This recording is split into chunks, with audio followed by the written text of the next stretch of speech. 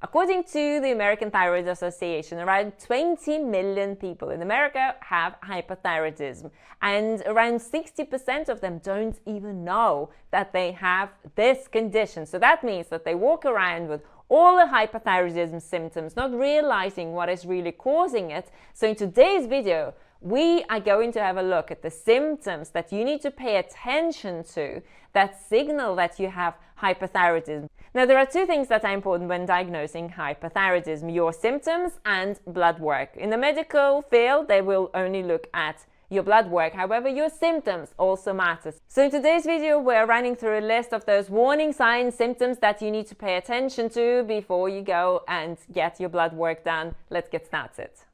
Hey, Julia Talbot here, and together with my husband Paul Talbot, we are certified holistic nutritionists with over 10 years of experience helping you create healthy hormones naturally. If you're brand new here, hit subscribe to stay up to date with our latest videos. Now, your thyroid is that important that it controls almost every single function in your body. Every single system in your body relies on thyroid hormones. And obviously, when your thyroid slows down, you will slow down and you will start to experience symptoms of it because your body is not going to be receiving adequate hormones that it needs in order to function. And before we go any further, be sure to grab yourself a free copy of our one-day hormone reset plan with powerful strategies and delicious meals to help you optimize your hormones.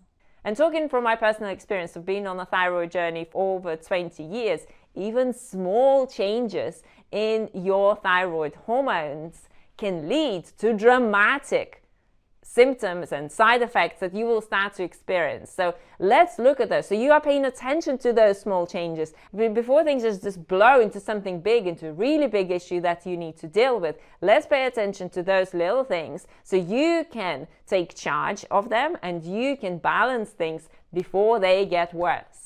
And make sure you stay to the end of the video because I will be sharing the important thyroid hormones that you need to test. Most doctors miss those, and those hormones could be the reasons why you are experiencing your current symptoms. Now, let's start off from the most common symptom of hypothyroidism, and that is weight gain. And here is what you might be experiencing. Perhaps you're experiencing fatigue, so you feel tired.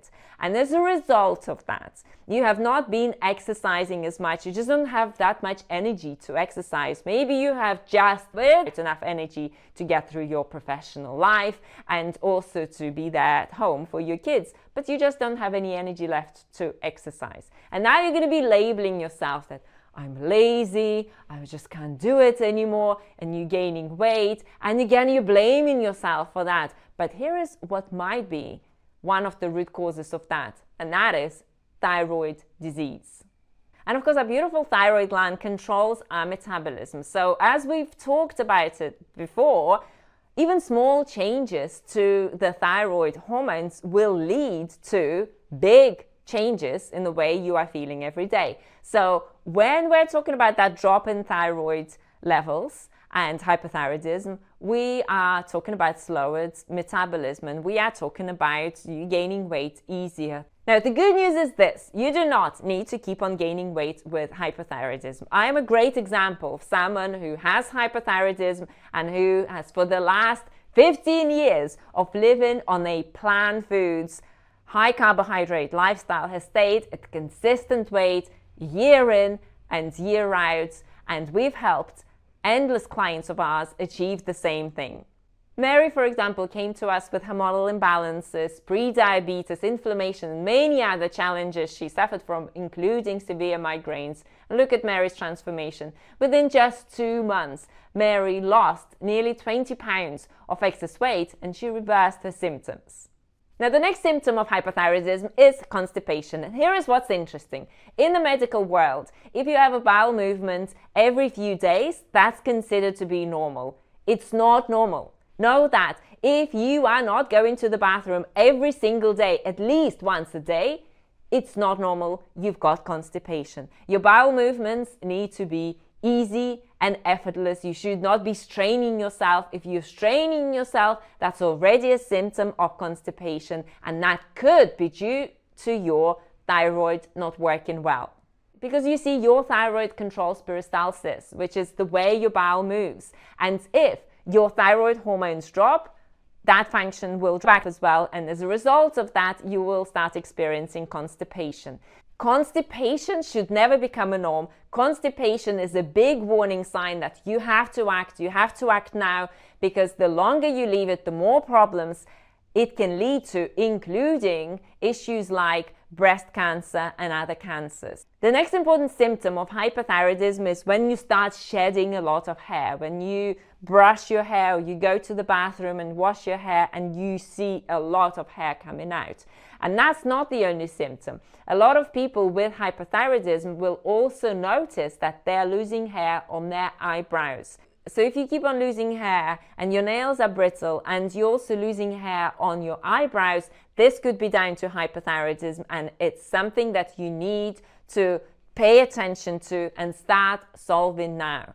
And the best plan for that is going to be a nutrient-rich diet. So that is going to be a plant foods diet. That is going to be a diet that's going to supply you with an abundance of nutrients and other nutrients that you need to optimize to make sure that not only your thyroid stays healthy, but also you're having healthy hair and healthy nails.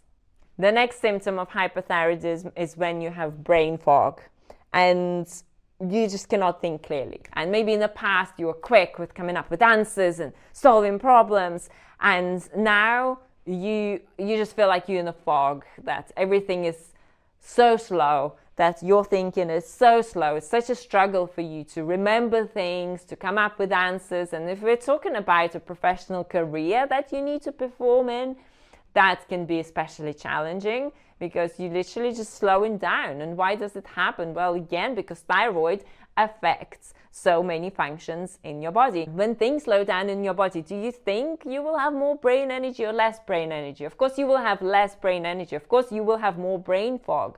And brain fog comes with its own side effects. And we're talking about mood changes. So all of a sudden, your mood changes and you find yourself irritable or full of anxiety or full of despair and depression. And it seems that you're doing all you can to help yourself to get out of that state, but things are not working because your thyroid is not functioning well.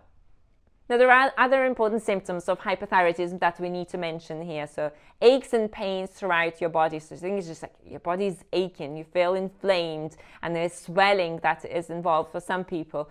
And also your hands and feet are constantly cold. Your libido goes down, because we've already talked about things slowing down in your body. And also you experiencing changes to your voice, so hoarse voice, or you're just constantly feeling like you need to clear your voice in order to be able to talk. So these are just some of the symptoms, and these symptoms can also mirror other challenges in your body. For example, problems with your adrenal health or problems with other hormones. However, if you've got symptoms of hypothyroidism, know that it's very important to not only get diagnosed properly and go to your doctor and do the blood work, but also consider your symptoms and understand that your symptoms matter.